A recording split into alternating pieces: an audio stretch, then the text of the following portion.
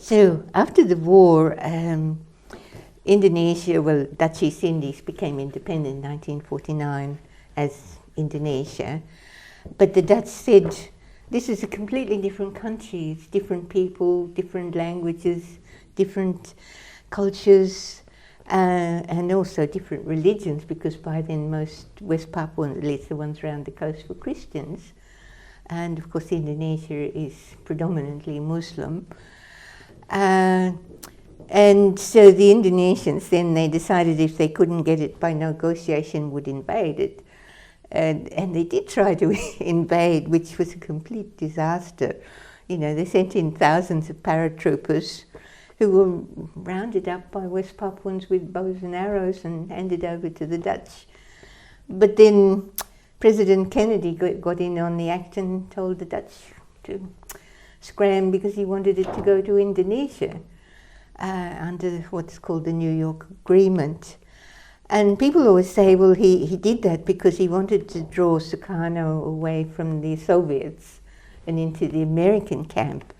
But the real reason probably was that in 1936, a Dutch geologist, John Dozy, had found this mountain of gold and copper ore there.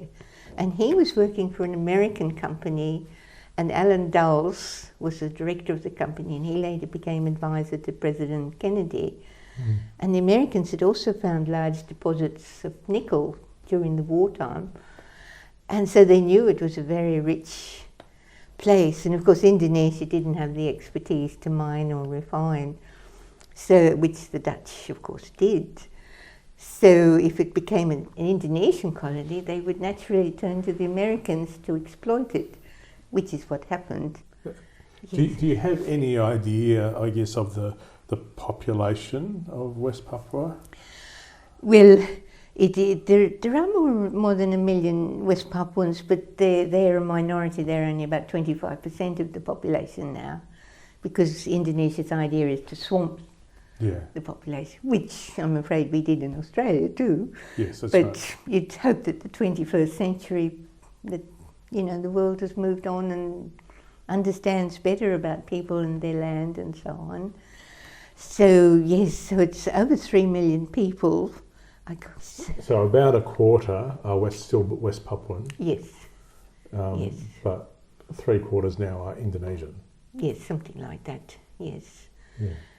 Because big ships with Indonesian settlers turn up every week, and one of the scary things, to me anyway, is that there's no quarantine, and so you get people moving in from Java and Bali where things like foot and mouth disease exist, and there's nothing to stop them coming in, spreading it here, spreading it to Australia.